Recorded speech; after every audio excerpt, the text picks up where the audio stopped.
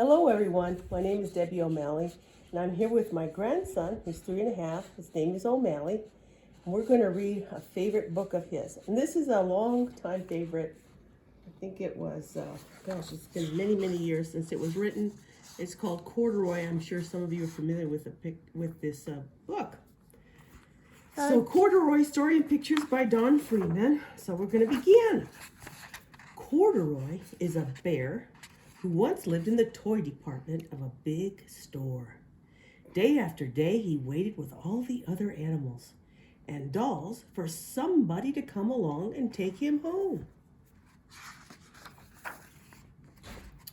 The store was always filled with shoppers buying all sorts of things, but no one ever seemed to want a small bear in green overalls.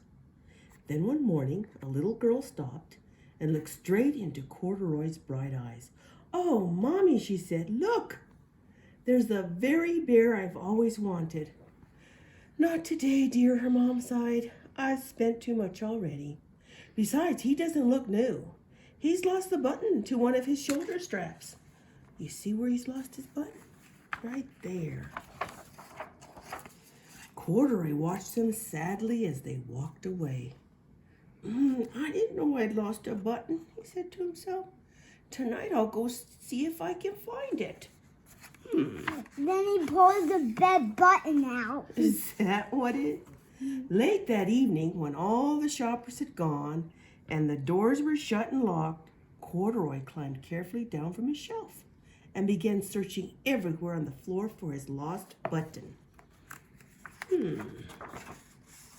Suddenly, he felt the floor moving under him. Quite by accident, he had stepped onto an escalator, and up he went. Have you ever been on an escalator? Yeah. Could this be a mountain, he wondered?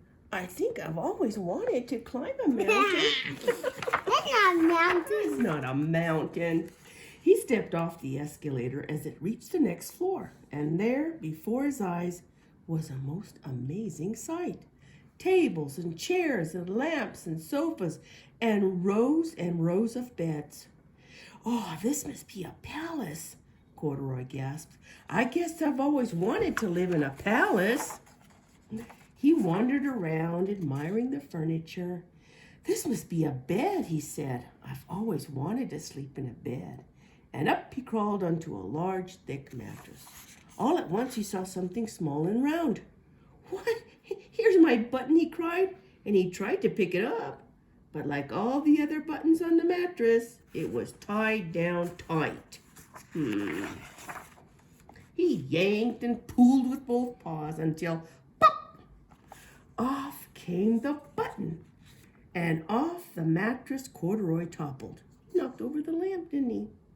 Bung into the tall floor lamp. Over it fell with a crash. Corduroy didn't know it, but there was someone else awake in the store. The night watchman was going his rounds on the floor above. When he heard the crash, he came dashing down the escalator. "Now, who in the world did that?" he exclaimed. "Somebody must be hiding around here." He flashed his light under and over sofas and beds until he came to the biggest bed of all. And there he saw 2 fuzzy brown ears sticking up from under the cover. "Hello," he said. "How did you get upstairs?" The watchman tucked Corduroy under his arm and carried him down the escalator and set him on the shelf. I like that guy. Yeah, that's a clown. You don't like him? No. And he set him on the shelf in the toy department with the other animals and dolls. Corduroy was just waking up when the first customers came into the store in the morning. And there, looking at him with a wide, warm smile, was the same little girl he'd seen only the day before. "I'm Lisa," she said, "and you're going to be my very own bear. Last night I counted what I saved in my piggy bank, and my mother said I could bring you home. Do you have a piggy bank?" Yeah. No. Well, my monkey bank gets packed away. Oh, you have a monkey bank, not a piggy bank. Now I have a holder cupping bank. "Shall I put him in a box for you?" the sales lady asked. Oh, no, thank you, Lisa answered, and she carried Corduroy home in her arms. She ran all the way up 4 flights of stairs into her family's apartment and straight to her own room. There's the next page. Let's see. Is that the... Okay. Yeah, that's it. Corduroy blinked. There was a chair and a chest of drawers, and alongside a girl-sized bed stood a little bed just the right size for him. The room was small, nothing like that enormous palace in the department store. This must be home, he said. I know. I've always wanted a home. Lisa sat down with Corduroy on her lap and began to sew a button on his overalls.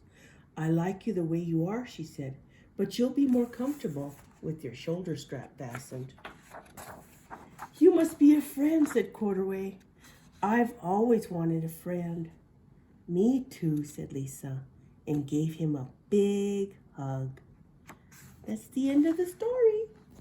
I want to read another one. You want me to read another story? And I will. Say bye. Bye.